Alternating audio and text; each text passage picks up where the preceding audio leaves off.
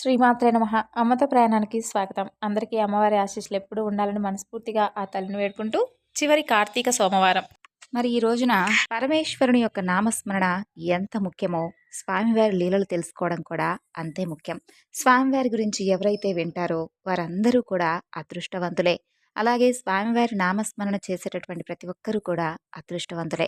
మరి ఎంతో పవిత్రమైనటువంటి ఈ మాసంలో ఇప్పుడు మనం తెలుసుకోబోయేటటువంటి ఈ కథలను ప్రతి ఒక్కరూ కూడా మనసు నిండా పరమేశ్వరుణ్ణి స్మరించి ఈ కథలను భక్తి శ్రద్ధలతో ఆలకించండి.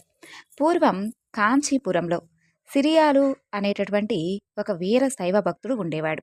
ఆయన ప్రతినిత్యం కూడా 5 జంగమయ్యలకు ఎంతో తృప్తికరంగా భోజనం పెట్టిన తరువాతే తాను భోజనం చేసేటటువంటి వ్రతాన్ని ఆచరిస్తూ ఉండేవాడు. ఆ విధంగా ప్రతిరోజు కూడా 5 జంగమ దేవరలకు వారు కోరినటువంటి భోజనం పెట్టి వారు కోరినటువంటి వస్తువులు ఇచ్చి వారందరినీ కూడా తృప్తిపరుస్తూ ఉండేవాడు. ఆ సిరియాలు యొక్క భక్తి ఏ పాటితో కనుక్కోవాలని చెప్పి ఒకనాడు పరమేశ్వరుడు జంగమదేవర వేషంలో సిరియాలకు కనిపిస్తాడు. సిరియాలు ఆయనకు అర్ఘ్యపాద్యాదులు ఇచ్చి తమ ఇంటికి అతిథిగా భిక్ష స్వీకరించడానికి ఆహ్వానిస్తాడు. పరమేశ్వరుడు సిరియాలు ఇచ్చేటటువంటి ఆతిథ్యానికి అంగీకరించే ముందే ఆయన్ను మాటల్లో దింపి నెమ్మదిగా విషయం బయటపడతాడు. నీ వ్రతం సంగతి విన్నాను. దానికి ఎన్ని ఇబ్బందులు వచ్చినా కూడా వ్రతభంగం కాకుండా నిర్వర్తిస్తున్నావని విని ఎంతో సంతోషించాను. అలాగే నాకు కూడా ఒక వ్రతం ఉంది. కానీ దానిని నెరవేర్చేటటువంటి గృహస్థులు ఇప్పటి వరకు నాకు ఎవ్వరూ కూడా కనిపించలేదు. మాంసాలన్నింటిలోనూ నరమాంసం చాలా రుచిగా ఉంటుంది అని చెప్తూ ఉంటారు. అంతేకాదు, మృగమాంసాన్ని తినేటటువంటి పులి సైతం అదృష్టవశాత్తు ఎప్పుడైనా కానీ మనుష్య మాంసం తిన్నట్లయితే ఎప్పుడూ లేనటువంటి ఆనందమైనటువంటి అనుభూతిని పొందుతారట. మరి నాకు కూడా ఒక నియమం ఉందని చెప్పాను కదా, కాబట్టి నాకు నరమాంసంతో భిక్ష ఇచ్చిన వారి ఇంటనే నేను భిక్షను స్వీకరిస్తాను, లేదా నీళ్లు తాగి ఉపవాసం ఉంటాను. మేము వ్రతం పట్టినప్పటి నుండి మా కోరిక ప్రకారం ఒక కోమలమైనటువంటి బాలకుని మాంసమును మాకు వండి పెట్టేవారు లేక అప్పటి నుండి ఇప్పటి వరకు భోజనం చేయకుండా ఇదిగో ఇలా ఉపవసిస్తూనే ఉన్నాను. మా కోరిక తీర్చువారి కోసం వెతుక్కుంటూ ఊరూరా తిరుగుతూనే ఉన్నాను. నీకు అలాంటి సామర్థ్యం కనుక ఉంటే మాకు భోజనం పెట్టు, లేదా నేను వెళ్ళొస్తానని చెప్పి అంటాడు. అలా చెప్పి లేవబోయినటువంటి ఆ జంగమదేవరను ఆపి, స్వామి, దీనికోసం ఎంత విచారం ఎందుకు చెప్పండి. నాకు 12 ఏళ్ల పుత్రుడున్నాడు. అతని మాంసంతో మీకు భోజనం పెట్టి మిమ్మల్ని తృప్తిపరుస్తాను. కొంచెం సేపు ఇక్కడే విశ్రమించండి అని చెప్పి సిరియాలు ఇంటికి వెళ్ళి భార్యతో విషయమంతా కూడా చెప్పలేక తడబడుతూ అలా చూస్తూ నించొనుండిపోతాడు. ఆమె బలవంతం మీద ఎలాగో జంగమదేవర కోరిక గురించి చెబుతాడు. చాలామంది ఎన్నో సమస్యలను ఇబ్బందులను ఎదుర్కొనేటటువంటి పరిస్థితులు ఏర్పడతాయి. అలాంటప్పుడు మనకు తెలిసినటువంటి ఎవరైనా కానీ గురుగారి సలహా తీసుకుంటే బాగుండని ఎవరికైనా అనిపిస్తుంది కదా. అమ్మవారి ఆశీస్సులతో జ్యోతిష్యం చెబుతారండి గురుగారు. చాలా చక్కగా ఉన్నది ఉన్నట్లుగా మన గురించి, మనం ఏ సమస్య గురించి అయితే బాధపడుతున్నామో, ప్రేమ, పెళ్లి, ఉద్యోగం, ఇలా మన సమస్యను బట్టి పూజల రూపంగా కానీ లేదంటే పరిహార మార్గంగా కానీ ఒక శాశ్వతమైనటువంటి పరిష్కారాన్ని తెలియజేస్తారు. ఇక్కడ స్క్రీన్ మీద కనిపిస్తున్నటువంటి ఈ నెంబర్కు కాల్ చేసి మీ సమస్య ఏమిటో గురువుగారికి తెలియజేసి ఆ సమస్య నుండి బయటపడండి. చాలా నమ్మకమైనటువంటి గురువుగారు, ఒకసారి ప్రయత్నించి చూడండి. సిరియాలు చెప్పినటువంటి మాటలు విన్న ఆమె భార్య ఈ విధంగా అంటుంది. దేనికి అంతగా శంకిస్తున్నారు? మనకు ఇచ్చువాడు ఆ పరమేశ్వరుడు. మీరు ఇస్తున్నారు కదా, మీరు నా ప్రాణేశ్వరుడు. కాబట్టి ఇందులో ఎలాంటి బాధపడకుండా, ఏమాత్రం శంకించకుండా వెళ్ళి ఆ జంగమయ్యని తీసుకొనిరా, నేను భోజనానికి సిద్ధం చేస్తానని చెబుతుంది. ఇక వెంటనే శ్రీయాలు ఏమాత్రం ఆలోచించకుండా ఆ జంగమయ్య కోసమై అంతా వెతుకుతూ ఉంటాడు. మా కోసం వెతకడం దేనికి? ఇక్కడ అక్కడ అని ఏమిటి? ఎక్కడ చూసినా మేమే ఉంటాం. అయినా మాలాంటి జంగములకు మీ వంటి గృహస్థులు పట్టుకొమ్ములు అంటూ సిరియాలను మెచ్చుకుంటూ అతనితో పాటు బయలుదేరతాడు. ఇంటికి వచ్చినటువంటి అతిథిని శివపూజ చేసుకోమని చెప్పి సిరియాలు చెప్పినా విననటువంటి అతని చేత తానే కావలసినటువంటి పదార్థాలన్నీ కూడా ఇచ్చి బలవంతంగా శివపూజ చేయిస్తాడు. ఇక జంగమయ్య తన కోసం వండినటువంటి పదార్థాలు చూపించమని చెప్పి పట్టుబట్టగా సిరియాలు భార్య ఒక పాత్రలో బాలకుని మాంసంతో వండినటువంటి కూరను తీసుకొచ్చి ముందు పెడుతోంది. దానిని చూసినటువంటి జంగమయ్య, దీనిలో తలకాయ మాంసమేది? అది చాలా రుచిగా ఉంటుందట కదా. మాంసం తినేవాళ్ళు పట్టణాలలో మాంసం అమ్మేటటువంటి కటిక వాళ్ళ నుండి మేకతలలు ఆశగా కొనుక్కొని పోవడం నేను చాలాసార్లు చూశానయ్యా. అది లేనటువంటి ఈ మాంసం నాకెందుకు అని చెప్పి లేచిపోబోయినటువంటి అతన్ని మరలా ఏదో ఒక విధంగా ప్రతిమాలి ఆ యొక్క శిశువు శిరస్సును తెచ్చి, దేవా, ఇది కేశాలతో ఉంది. పూర్వం అగస్త్య మహర్షి ఒక ముని నరమాంసం పెట్టి అతని చేత శపింపబడ్డాడు కదా, అందులకే ఈ విధంగా మేము నరమాంసం చేసినప్పటికీ కూడా అతని యొక్క శిరస్సును మేము వండలేదు, కాబట్టి ఇప్పుడే ఈ తలను వండి తీసుకొని వస్తామని చెప్పి అతని భార్య కూడా ఆ యొక్క తలకాయను తొందరగా వండి తీసుకొని వస్తుంది. ఆ కపట జంగమయ్య సిరియాలతో ఇలా అంటాడు, శెట్టి, నువ్వు నీ అర్ధాంగి నా పట్ల కనపరుస్తున్నటువంటి దృఢభక్తికి, మీరు చాలా వేగంగా సమకూరుస్తున్నటువంటి పదార్థాలకు నిజంగా నేను చాలా సంతోషించానయ్యా. కానీ ఇంకొక పని ఉంది. నా కుడి పక్కన నువ్వు కూడా కూర్చొని నీ అర్ధాంగి వడ్డిస్తూ ఉండగా మనిద్దరం చక్కగా కబుర్లు చెప్పుకుంటూ సంతోషంగా భుజించాలి. అలా అయితే సరే, లేదా నేను పోయి వస్తానని చెప్పి మరలా లేవబోతాడు. ఇక నోట మాట రాక బాధపడుతూ ఉన్నటువంటి ఆ సిరియాలు దగ్గరకు వెళ్ళి అతని భార్య ఇలా చెబుతుంది, ఎందుకు అలా బాధపడతారు? మన చేతులారా మనం చంపుకున్నటువంటి కొడుకు మాంసం తినడం తప్పు అవుతుందా? జంతువధ చేసేవారు ఆ జంతువు మాంసాన్ని తాము భుజించినా కూడా తప్పు లేదని చెప్పి పెద్దలు చెబుతూ ఉంటారు కదా అని చెప్పి అతన్ని కాస్త శాంతపరిచి ఇద్దరికీ కూడా ఆసనాలు వేసి వెండి పల్లారాల్లో కుమారుని మాంసంతో సహా సకల పదార్థాలను వడ్డించి ఆరగించండి అని చెబుతుంది. పరమేశ్వరుడు వారి యొక్క భక్తిని మనసులోనే గొప్పగా మెచ్చుకుంటూ ఇతను దేనికి కూడా వెనకాటం లేదు. ఇక ఇతని భార్య అయితే ఇతని కన్నా కూడా గొప్ప సాహసిగా ఉందే. స్త్రీలకు ఉన్నటువంటి మనోనిబ్బరం పురుషులకు ఉండదు కదా, వీళ్ళను మోసం చేయలేమని చెప్పి ఆలోచించుకొని సిరియాలతో, అవునై శెట్టి, ఇంట్లో అన్నీ సమకూర్చారు, బాగానే ఉంది, మరి ఇక భోజనం చేయడమే తరువాయి. కానీ ఇంకొక గొప్ప లోపం ఉందోయ్, దానిని కూడా నువ్వు కనుక తీరిస్తే సుఖంగా నీతో పాటు విందును ఆరగించి నా ద్రోహం నేను పోతానయ్యా. ప్రపంచంలో ఎవరైనా కానీ తమ ఇంట్లో విందును ఏర్పరిచినప్పుడు పుత్రమిత్ర కలత్ర దాస దాసీ జనాలతో ఆనందంగా తినాలి కదా. నీకు కుమారుడున్నావని చెప్పావు కదా, అతన్ని కూడా పిలువు, వారితో పాటు విందు ఆరగిద్దామని చూతాడు. సిరియాలు కన్నీళ్లు ఊబికి వస్తూ ఉండగా దీనమైనటువంటి స్వరంతో, ఓ మహేష, నా స్థితి గురించి మీకంతా కూడా తెలిసి నన్ను ఈ విధంగా తిప్పలు పెట్టడం తగునా? నాకు ఒక్కడే కొడుకున్నాడని, అతని మాంసమే మీకు విందు నొరుస్తున్నానని ముందే చెప్పాను కదా స్వామి, అదే కదా చేశాను. ఇక వాడెక్కడికన్నా వెళ్తే తప్పకుండా పిలిపించుకునేవాణ్ణి. చనిపోయినటువంటి కొడుకుని ఎలా పిలవాలి స్వామి? పిలిచినా వాడెలా వస్తాడు? ఈ ఆలోచనలన్నీ కూడా మానుకొని ముందు మీరు భోజనం చేయండి అని చూతాడు. దానికా జంగమయ్య మహా ఉద్రేకంతో లేచి బాగా కోపగించుకున్నవాడిలా, చీచి, నీవు పుత్రకుతంత్రుడవు, అపుత్రస్య గతిర్నాస్తి అంటారు కదా, నీలాంటి గతిమాలిన వారింట్లో భోజనం చేయడం కంటే ఇవాళకి పస్తులు ఉండడం మేలు అని చెప్పి విసుక్కుంటూ ఉన్నటువంటి ఆ జంగమయ్యకు సమాధానం చెప్పలేక సిరియాలు మౌనంగా ఉంటాడు. ఇక జంగమయ్య సిరియాలు భార్యను పిలిచి, ఓ తిరువెంగళాంబ, నీ మగడు చూడవే, ఎంత చెప్పినా కూడా వినడం లేదు. నువ్వైనా నా మాట మన్నించి నీ చిన్ని కుమారుణ్ణి పేరు పెట్టి పిలువమ్మా. తల్లి పిలిస్తే రానటువంటి బిడ్డడుంటాడా? ఉండడు కదా. బిడ్డలకు దేనికైనా అడ్డం ఉంటుందేమో కానీ మాతృప్రేమకు కొంచెం కూడా అడ్డం ఉండదు.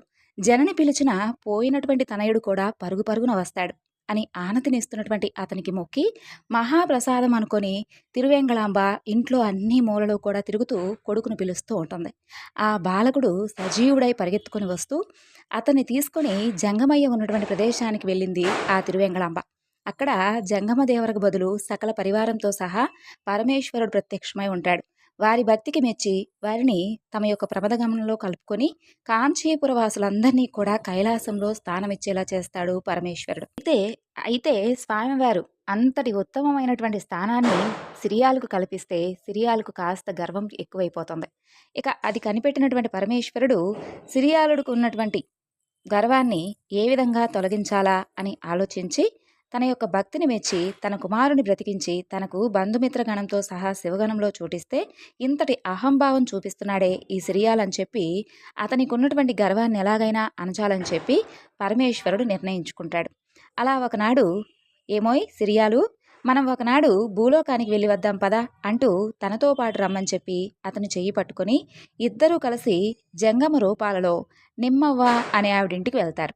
వారిని చూసి ఆవిడెంతో సంతోషించి, మా ఇంటిని పావనం చేయడానికి వచ్చినటువంటి భూరుద్రులు మీరు మా ఇంట భిక్ష తీసుకోండి అని చెప్పి ప్రార్థించి వారిరువురికి కూడా శయ్యను పరిపించి, కొంచెం సేపు విశ్రాంతి తీసుకోండి, నేను ఈ లోపల వంట చేసేసి స్నానానికి ఏర్పాటు చేస్తానని చెప్పి తన పనిలో నిమగ్నమై ఉంటుంది నిమ్మవ్వ. ఇక జంగమ రూపాలలో ఉన్నటువంటి వారిరువురు కూడా ఎంతో సంతోషంగా కబుర్లు చెప్పుకుంటూ ఉండగా నిమ్మవ్వ వంట పూర్తి చేసి వారి స్నానానికి నీరు సరిపోదని చెప్పి చూసి కడవ తీసుకొని ఏటికి వెళ్తుంది. నీళ్లు తీసుకొని వద్దామని చెప్పి వెళ్తుంది. ఇక నిమ్మవ్వకు ఒక కొడుకుంటాడు. అతను పశువులు కాయడానికి వెళ్తాడు. మధ్యలో పాపం అతనికి విపరీతమైనటువంటి ఆకలి వేస్తుంది. బాగా ఆకలి వేసి ఇంటికి వచ్చి అమ్మా అమ్మా అంటూ పిలుస్తూ తల్లి కోసం వెతుకుతాడు. నిమ్మవ్వ కనిపించలేదు, కానీ అక్కడ ఒక పల్లెంలో అతిథుల కోసం చేసి పెట్టినటువంటి బూరెలు మాత్రం కనిపిస్తాయి. ఆకలి వేయడం వలన వాటిని రెండింటిని తీసుకొని తింటూ బయటకు వెళుతూ నీళ్లు తీసుకువస్తున్నటువంటి తల్లి కంటపడతాడు. ఆమె కొడుకును చూసి, ఓరి కుక్క, భక్తుల కోసం సిద్ధం చేసినటువంటి వంటలను నీవు తీసుకొని తింటావా? నీలాంటి కొడుకు ఉంటే ఏమిటి, లేకుంటే ఏమిటి అని చెప్పి కోపంతో అతన్ని చావగొట్టి గాడిలోకి తోసివేసి ఆ శవంపై ఒక తొక్కు కప్పి మరలా శుచి స్నానం చేసి పరిశుద్ధంగా వంటలన్నీ కూడా చేసేస్తుంది. ఆ విధంగా మరలా తిరిగి నీరు తీసుకురావడానికై ఏటికి వెళ్తుంది. ఈ లోపల పరమేశ్వరుడు సిరియాలను తీసుకొని గాడి దగ్గరకు వెళ్ళి నిమ్మవ కొడుకు మీద కప్పినటువంటి ధూళిని ఊది ఆ శవాన్ని అతనికి చూపించి సిరియాలతో ఇలా చెబుతాడు. చూసావా, మన కోసం సిద్ధం చేసినటువంటి పదార్థాలను ఈ పిల్లవాడు ముట్టుకొని అపవిత్రం చేశాడని చెప్పి ఆ పిల్లవాడిని గోతిపాలు చేసి మరలా వంట చేసి మన స్నానానికి నీరు తీసుకొని రావడానికి వెళ్ళింది అని చెప్పి ఆ అవ్వ చేసినటువంటి సాహస కృత్యాన్ని అతనికి చెప్పి ఏమీ తెలియని విధంగా మరలా వచ్చి అక్కడ పడుకుంటారు. అంతలో అవ్వ వచ్చి లేచి స్నానం చేసి వేగంగా శివపూజ కానివ్వండి, ఇప్పటికే చాలా ఆలస్యమైపోయింది కదా, బాగా ఆకలితో ఉండుంటారు కదా అని చెప్పి వారికి శివపూజ సామాగ్రి సిద్ధం చేస్తూ ఉంటుంది. వారు కూడా స్నానాలు చేసి విభూది రుద్రాక్షలు ధరించి శివపూజ చేసి అవ్వ వడ్డించినటువంటి పదార్థాలన్నీ కూడా భుజించడానికి ముందే ఇలా అంటారు. అవ్వా, నీ కొడుకు ఇంతకు ముందే ఇక్కడికొచ్చి నీకోసం ఇల్లంతా వెతికి నీవు కనిపించక పాపం ఏటో వెళ్ళిపోయాడు. పాపం ఎంత ఆకలిగా ఉన్నాడో ఏమిటో. అలాంటి పిల్లవాడిని విడిచిపెట్టి మేము భుజించడం మంచిది కాదు కదా. అతన్ని కూడా వెళ్ళి పిలుచుకొనిరా, మాతో పాటు కలిసి తింటాడు. మేము ముగ్గురం కలిసి ఆనందంగా తింటాం. అప్పటి వరకు మేము ఆగి ఉంటాంలే, తొందరగా వెళ్ళి పిలుచుకొని రాపో అని చెబుతాడు శివయ్య. ఆ మాటలు విన్నటువంటి నిమ్మవ్వ, ఇదిగో ఓ నీలకంఠ, నన్నెందుకయ్యా మాయ చేయాలని చూస్తున్నావు? ఆడదాన్నని నన్ను ప్రభలో పడేయాలనుకుంటున్నావా? నీ వేషాలిక మానుకో. నేనేమన్నా సిరియాలనుకుంటున్నావా ఏమిటి? కొడుకును చంపి నిన్ను మెప్పించి తిరిగి మరలా ఆ కొడుకుతో నువ్విచ్చేటటువంటి కైలాసమేమి నాకు అవసరం లేదు. నా కొడుకు స్వయంకృతాపరాధ దోషంతో చనిపోయాడు. వాడి పాపం వలన వాడు పోయాడు. అలాంటి పాపిష్టి కుమారుడు నాకు అవసరం లేదు. నేను వాడిని పిలవను. వాడు రాడు, పొద్దుపోతుంది. మీరు భోజనం చేయండి ముందు. నా కొడుకు మాట అసలు మీకెందుకు?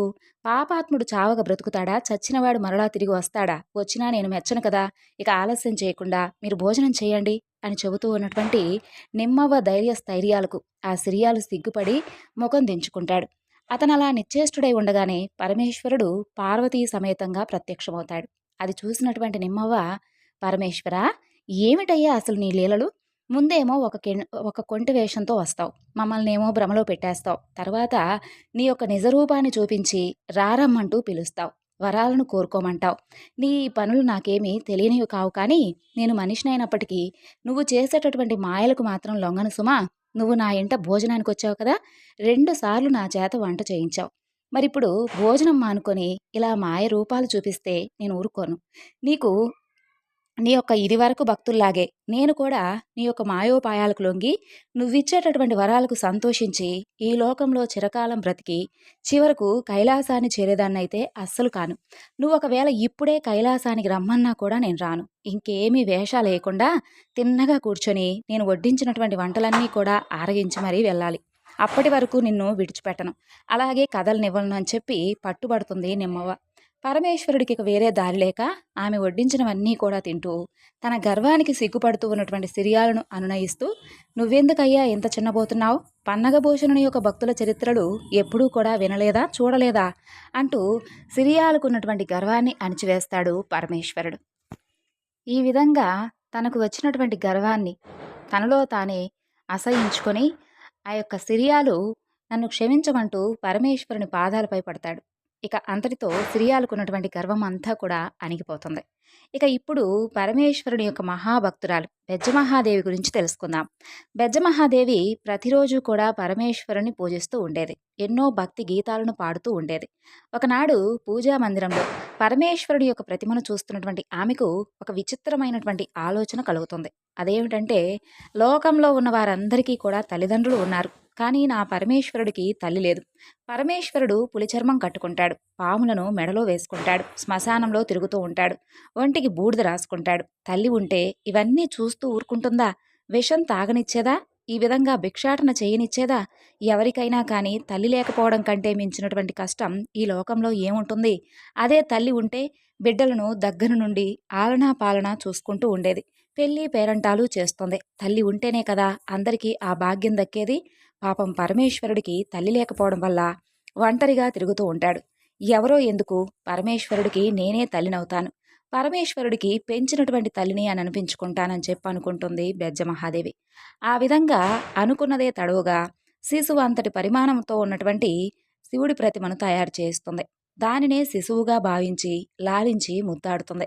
కాళ్ళ మీద పడుకోబెట్టుకొని తలంటు స్నానం చేయిస్తుంది. నలుగుతో శరీరం అంతా కూడా రుద్దుతుంది. దోసిలతో నీళ్లు తీసుకొని పొట్ట మీద చరుస్తూ పోస్తుంది. కళ్ళల్లోకి నీళ్లు పోకుండా నుదురు మీద అరచేయి అడ్డం పెట్టి స్నానం చేయిస్తుంది. స్నానం అయిపోయిన తర్వాత చెంబుతో నీళ్లు తీసుకొని శివుని చుట్టూతా తిప్పి దిష్టి తీస్తుంది. మెత్తని గుడ్డతో ఒళ్ళు తుడుస్తుంది. తుడిచిన తర్వాత ధూపం వేసి ఉయ్యాలలో పడుకోబెడుతుంది. అలా ఊపుతూ జోలపాట పాడుతుంది. 3 కళ్లకు కాటుక పెడుతుంది. ఆ ప్రతిమను శిశువుగా భావిస్తూ దొంగాటలాడుతుంది. ఒక వేలును ఆసరాగా ఇచ్చి నడకలు నేర్పుతుంది. ఇలా రోజు అనేకములైనటువంటి బాల్యోపచారములు చేస్తూ వాత్సల్యమైనటువంటి భక్తితో పరమేశ్వరుని సేవించుకుంటూ ఉంటుంది. ఆయన మీద తన భక్తిని ఆ విధంగా తీర్చుకుంటూ ఉంటుంది బెజ్జమహాదేవి. ఆమె తల్లి ప్రేమను చూసి ముగ్ధుడైనటువంటి హరుడు ఆమె కోరిన విధంగా 5 ఏళ్ల బాలుళ్లా ప్రవర్తించేవాడు. ఆమె కొంగు పట్టుకొని తిరుగుతూ ఆమె యొక్క ఉపచారాలన్నీ కూడా ఆనందంగా స్వీకరిస్తూ ఉండేవాడు. ఒకే రోజు ఆమె భక్తిని పరీక్షించాలని చెప్పి పరమేశ్వరుడు నిశ్చయించుకుంటాడు. ఆ విధంగా ఒకనాడు ఏదో రోగం వచ్చిన వాడిలా వెన్న తినిపించపోతే తినేవాడు కాదు. పాలు పట్టపోతే నోరు తెరిచేవాడు కాదు. పెదవులు బిగించి మాట్లాడకుండా ఉంటాడు. అయ్యా, ఏమైందయ్యా నీకు? ఇలా అయిపోతున్నావేమిటి? ఎవరు ఏది పెడితే అది తింటావు కదా. ఒక భక్తుడు మాంసం నివేదన చేస్తే తిన్నావు. ఇంకొక భక్తుడు నెత్తి మీదకెక్కి తొక్కితే తొక్కించుకున్నావు. నీవింత అమాయకుడు కాబట్టే అందరూ కూడా నిన్నిలా చేస్తున్నారంటూ నిష్ఠూరాలాడుతుంది. ఎంత దిష్టి తగిలిందో ఏమోనమ్మా నా బిడ్డకు అని చెప్పి దిష్టి కూడా తీసివేస్తుంది. ఎన్ని చేసినా కూడా పరమేశ్వరుడికి తగ్గలేదు. అయ్యో, ఎందుకలా నీ శరీరం చల్లగా మారిపోయింది? ఈ రోగం ఏదో నాకొచ్చినా బాగుండేది కదా. మాట్లాడవేమిటయ్యా, ఓ దైవమా, నా బిడ్డను రక్షించలేవా అంటూ పరిపరి విధాలుగా వాపోతుంది. అలా ఎన్ని ఉపచారాలు చేసినా పరమేశ్వరునిలో ఏ మార్పు రాదు. జరగరానిదేమైనా జరిగితే నేనెలా బ్రతకాలయ్యా? ఒంటరిగా బ్రతికే ధైర్యం ఇక నాకు లేదు. ఆ పాడు రోజేదో నా పాలిట పడకముందే ఈ గుక్కెడు ప్రాణం కుటుక్కుమనిపించుకుంటానంటూ తల శివలింగానికేసి కొట్టుకుంటూ ఉంటుంది. నుదురు చిట్లుతుంది. రక్తం ధారగా కారుతుంది. అంతలో ఒక అద్భుతం జరుగుతుంది. కళ్ళు మిరమిట్లు గొలిపే విధంగా మెరుపులు మెరుస్తాయి. పెలపెలమంటూ శబ్దాలొస్తాయి. శివలింగం స్థానంలో పులి చర్మాన్ని ధరించి మెడలో నాగాభరణంతో జటాజూటంలో నిలవంకతో పరమేశ్వరుడు ప్రత్యక్షమవుతాడు. ఇక బెజమహాదేవి తన యొక్క తల శివుడి తొడను ఆనుకొనుంటుంది. ఆమె నుదుట రక్తం అదృశ్యమవుతుంది. ఆమె తల మీద చేయి వేసి అమ్మా లే అని అంటాడు ఆప్యాయంగా. బెజమహాదేవి తలెత్తి చూస్తుంది. చూస్తే ఎదురుగా ప్రసన్నమైనటువంటి వదనంతో పరమేశ్వరుడు, ఆ వెనుక పార్వతీదేవి, నంది, భృంగి వంటి ప్రథమ గణాలు అందరూ కూడా కనిపిస్తారు. నీ ప్రయత్నాన్ని మానుకో అమ్మా, నీ భక్తిని నేను మెచ్చాను. నీకేం వరం కావాలో కోరుకో, తప్పకుండా ప్రసాదిస్తానంటాడు. నాకు వరం ఎందుకయ్యా? ఇప్పుడు రోగంతో బాధపడుతుందెవరు? నువ్వా నేనా? నువ్వే కదా. ఏ అనారోగ్యం లేకుండా సంపూర్ణ ఆరోగ్యవంతుడై ఉంటే అంతకన్నా ఈ తల్లికి కావలసిందేముంటుంది తండ్రి? నాయనా, నీవు సంతోషంగా ఆరోగ్యంగా ఉండాలి అని అంటుంది అమాయకత్వంగా. ఆమె యొక్క వాత్సల్యమైనటువంటి భక్తికి పరమేశ్వరుడు ఎంతో ఆనందిస్తాడు. అమ్మా, నీలాంటి తల్లి ఉంటే అసలు నాకు రోగం ఎందుకు వస్తుందమ్మా? నువ్వు నాకు తల్లివి కాబట్టి ఈ ముల్లోకాలకు కూడా తల్లివే. కాబట్టి ఈ ముల్లోకాలన్నిటికీ కూడా నీవు ముత్తలివి. ముత్తవ్వ అనే పేరుతో గొప్ప ప్రఖ్యాతి పొందుతావమ్మా. అంత్యములో కైలాసానికి చేరుకుంటావు అని ఆశీర్వదించి అందరితో పాటుగా పరమేశ్వరుడు అక్కడి నుండి అంతర్ధానమవుతాడు. ఇప్పుడు మరొక చక్కని కథ గురించి తెలుసుకుందాం. పూర్వం ఒక ఊరిలో శివదేవుడు అనే గృహస్థుడు ఉండేవాడు. అతను మహాశివభక్తుడు. ప్రతిరోజు కూడా తమ ఊరిలో ఉన్నటువంటి శివాలయానికి ఈ శివదేవుడు వెళుతూ ఉండేవాడు. పొట్టి చేతులతో వెళ్లకుండా బాగా కాచి చల్లార్చినటువంటి కుంచెడు పాలను ఆలయానికి తీసుకుని వెళ్తూ ఉండేవాడు. పరమేశ్వరుడికి వాటిని నైవేద్యంగా ఆరగింపు చేసేవాడు. అలా భక్తితో స్వామివారికి నమస్కరించి ఆ తరువాత పాలను ఇంటికి తీసుకొని వెళ్ళేవాడు. ఈ విధంగా పరమనిష్టతో ప్రతిదినము కూడా కుంచెడు పాలను పరమేశ్వరుడికి ఆరగింపు చేసేవాడు. స్వామిని అర్చిస్తూ ఉండేవాడు. ఉన్నట్టుండి ఒకనాడు శివదేవుడికి భార్యతో కలిసి పొరుగురికి వెళ్ళవలసినటువంటి పని పడుతుంది. దాంతో తాను నిష్టగా చేసేటటువంటి శివపూజ, పరమేశ్వరుడికి పాలను నివేదించేటటువంటి పని ఏ విధంగా చెయ్యాలా అని ఆలోచిస్తూ ఉంటాడు. ఇంట్లో అందరికన్నా కూడా చిన్నదైనటువంటి తన కూతుర్ను దగ్గరకు పిలుస్తాడు. పాపా, మేము కాస్త వేరే పని మీద పొరుగురికి వెళ్తున్నాం. ఊరి నుండి తిరిగి వచ్చే వరకు ఇంటి దగ్గర జాగ్రత్తగా ఉండాలి. ఇంకొక ముఖ్యమైనటువంటి విషయం ఉందమ్మా. అదేమిటంటే, మనం రోజూ కూడా శివాలయంలో శివునికి పాలను ఆరగింపు చేస్తాం కదా, ఆ పని నువ్వే చెయ్యాలి అని జాగ్రత్తగా కాచి చల్లార్చినటువంటి మంచి గోవు పాలను కొంచెం కొలిచి పాత్రలో పోసుకొని నీవు గుడికి వెళ్ళాలి. అక్కడ స్వామివారికి ఆ పాలను అర్పించాలి. వెళ్తావు కదూ, ఇది మన నియమం తల్లి, వ్యర్థం కానివ్వద్దు. ఆటలని పాటలని అటూ ఇటూ పరిగెత్తకుండా, సావాసగత్తెలతో ఊరంతా తిరగకుండా ఇంటి పట్టునే ఉండి నేను చెప్పినటువంటి పనిని జాగ్రత్తగా చెయ్యమ్మా, మర్చిపోకదు, మా బంగారం కదూ అంటూ గడ్డం పట్టుకుని బ్రతిమలాడి మరీ చూతాడు. అలా గుడికి వెళ్ళేటటువంటి పని పాపకు అప్పగిస్తాడు శివదేవుడు. పాప కూడా సరేనంటుంది. శివదేవుడు భార్యతో కలిసి పొరుగురికి వెళ్తాడు. మరుసటి రోజు పాప చాలా ఉత్సాహంగా ఉల్లాసంగా స్నానాదులు ముగించుకొని మంచి గోవు పాలను మరగ్గాచి చల్లార్చి సరిగ్గా కొంచెం పాలు కొలుచుకొని గిన్నెలో పోసుకొని గిన్నె చేత పట్టుకొని తను కట్టుకున్నటువంటి పలచని కొంగును పాల మీద కప్పి సరాసరి శివాలయానికి చేరుకుంటుంది. గర్భాలయంలో కొలువై ఉన్నటువంటి శివలింగమూర్తి ఎదుట పాలగిన్నెను ఉంచి 2 చేతులెత్తి స్వామికి మొక్కుతుంది. పాలవైపు చేతులు చూపిస్తూ, శివయ్యా, ఇవిగో పాలు, నీకోసమే తీసుకొచ్చాను, ఆరగించవయ్యా అంటూ శివుడి కేసి చూసి చెబుతుంది. ఎదురుగా నిలబడితే ఎలా తాగుతాడా అని కాస్త పక్కకు జరిగి చాటుకు నిలబడి చూస్తుంది.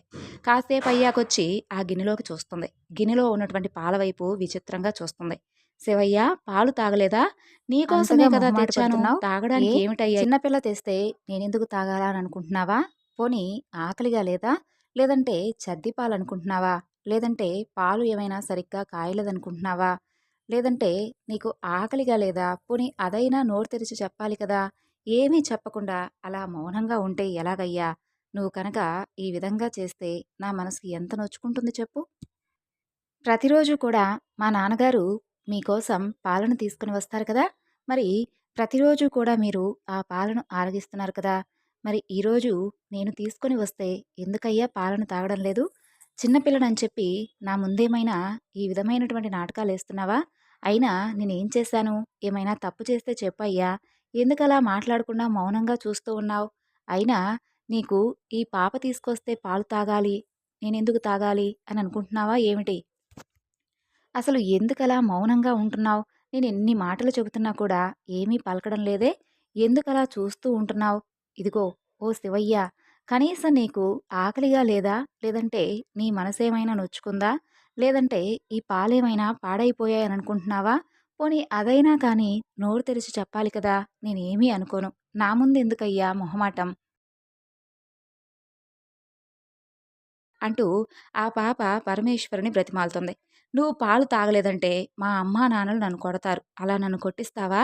నా మీద ప్రేమతోనైనా తాగవా? నిజంగా నువ్వు మనసులో ఏదో పెట్టుకుని ఇలా సాధిస్తున్నావు కదూ! ఇవి కాక ఇంకేమైనా కావాలా? అడుగు. నీకోసం నిమిషంలో తీసుకొస్తానుగా. కానీ తాగకుండా మాత్రం నన్ను ఏడిపించవద్దయ్యా లింగమూర్తి. మఠంలో పాయసం తింటావా? వీరభద్రుడి జాతరకు నిన్ను పంపిస్తానుగా. మా నాయన కదూ, మా శివయ్య కదూ, తాగవయ్యా అంటూ అన్నం తినకుండా మారం చేసేటటువంటి వాళ్ళ తమ్ముణ్ణి వాళ్ళమ్మ ఎలా అయితే బుజ్జగిస్తుందో అది గుర్తు చేసుకుంటూ మరీ బ్రతిమాలుతుంది, ఏడుస్తుంది.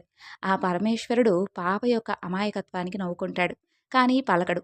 ఇంకా ఏం చేస్తుందా అని చూస్తూ ఉంటాడు. ఆ పరమ కరుణామూర్తి భక్తికి వశం కాకపోతాడండి. అయినా కూడా పరీక్షిస్తూనే ఉంటాడు. పాప పాపం కింద పడి మరీ అల్లరి చేస్తూ గిలగిలా కొట్టుకుంటుంది. ఈ శివుడు పాలు తాగమంటే బెల్లం కొట్టిన రాయిలా ఉన్నాడే, నాన్నగారొస్తే నన్ను కోపగించుకుంటాడేమో, నన్ను కొడతాడేమోనని భయపడుతూ ఏడుస్తూ ఉంటుంది. స్వామి వైపు చూస్తూ, మా వాళ్ళొస్తే నన్ను చంపేస్తారు. నువ్వు ఈ పాలు తాగలేదంటే నేనేదో పొరపాటు చేశానని మా నాన్న నన్ను కొడతాడు. నాన్నగారు పదే పదే చెప్పినటువంటి ఈ పనిలో ఆటంకం కనుక ఎదురైతే ఆయన చేతుల్లో నేను చావడం ఖాయం. సరేలే, అంతకంటే ఇక్కడే నీ ముందే చావడం మేలు కదా అని చెప్పి తన తలను శివలింగానికేసి బాదుకుంటుంది. సర్వేశ్వరుడు ఒక్క క్షణం కూడా ఆగకుండా ఆ పాపను పట్టుకుని ఆపుతాడు. ఆ చిన్నారి ముందు చిద్విలాసంగా నిలబడతాడు. గిన్నెను తీసుకొని పాలన్నీ తాగేస్తాడు. ఆ పాప పరమ సంతోషంతో ఎగిరి గంతేస్తుంది. పరమేశ్వరుడు ప్రత్యక్షమయ్యాడు కానీ ఆ రూపం అరుదైనది అని ఆ పాపకు తెలియదు. ఆయన దేవుడని, పిలిస్తే పలుకుతాడని, పెట్టినవన్నీ తింటాడని, మన మాట వింటాడని ఇవన్నీ కూడా అనుకుంటూ ఉంటుంది ఆ పాప. ఈ విధంగా భావించి ఎంతో ఆనందిస్తుంది. ఇక పాప తండ్రికి అనుకోకుండా ఒకరోజు ప్రయాణం కాస్త 4, 5 రోజులవుతుంది. పాప రోజూ కూడా తానే పాలు తీసుకురావడం, శివుడికి నివేదించడం, అది శివుడికి బాగా నచ్చుతుంది. ఇలా ప్రతిరోజు కూడా పాలు తీసుకురావడం, శివుడు తాగడం జరిగిపోతూ ఉంటాయి. ఒకనాడు ఊరెళ్ళినటువంటి తల్లిదండ్రులు తిరిగొస్తుంటారు. అదే సమయంలో పాప పాలను శివుడికి ఆరగింపు పెట్టి ఇంటికి వెళుతూ ఉంటుంది. అమ్మా నాన్నలను చూసి ఎగిరి గంతేస్తుంది. అంతలో శివదేవుడు పాప చేతిలో పాల గిన్నెను చూస్తాడు. పాత్రలో పాలు లేవు. ఎక్కడికెళ్తున్నావు అని సందేహంగా అడుగుతాడు.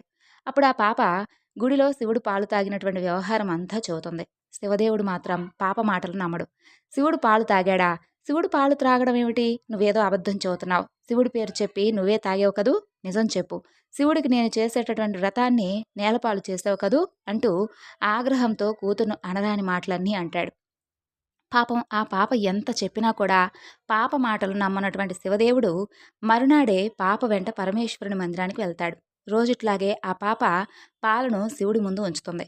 లింగమూర్తి, ఇవిగో నీకోసం పాలను తీసుకొచ్చాను, ఇక ఆలస్యం చేయకుండా ఆరగించవయ్యా అంటూ పిలుస్తుంది. స్వామివారు పలకడు. అప్పుడు శివదేవుడికి పట్టరానంత కోపం వస్తుంది. ఓసి, రోజు పాలు తాగేటటువంటి ఈ శివుడు ఇవాళ తాగలేదే? చూ కనీసం నువ్వు తీసుకొచ్చినటువంటి ఈ పాల వంక చూడను కూడా లేదే. కన్న తండ్రినే అబద్ధపు మాటలతో మోసం చేయాలని చూస్తున్నావా? ఎన్ని కథలు చెప్పి ఇప్పటి వరకు మోసం చేశావే పాపిష్టిదానా! ఎంతటి శివద్రోహం చేశావే! శివుడికి తెచ్చినటువంటి పాలను నీ పొట్టలో పోసుకున్నావు కదూ! ఉండు, నీ పని చెబుతా. ఎంత నాటకం ఆడావే! నిన్ను ఊరికే వదిలిపెట్టను చూడు. నీ పొట్ట ఇప్పుడే చీలుస్తా అంటూ ఆక్రోశంతో ఆ పాప మీదకు ఉరుకుతాడు ఆ తండ్రి.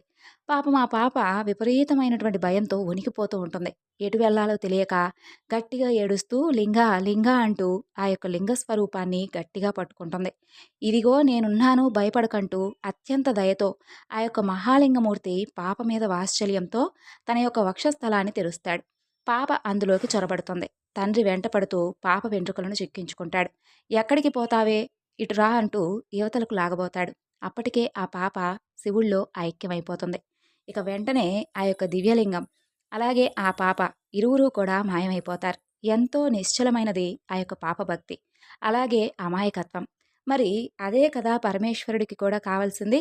పరమేశ్వరుడికి అమాయకమైనటువంటి నిశ్చలమైనటువంటి ప్రేమ, భక్తి. అదే ఆ పరమేశ్వరుడికి ఇష్టమైనది. అందుకే తండ్రిని కాదని చెప్పి బిడ్డకు దర్శనమిచ్చాడు. తనలోనే ఐక్యం చేసుకున్నాడు. మరి దానికి ఇంతకన్నా కూడా నిదర్శనం ఏముంటుంది చెప్పండి? ఆనాటి నుండి ఆ పాప గోడగూచి అనేటటువంటి పేరుతో స్తుతింపబడుతుంది. సర్వం శ్రీ లలితార్పణమస్తు. స్వస్తి.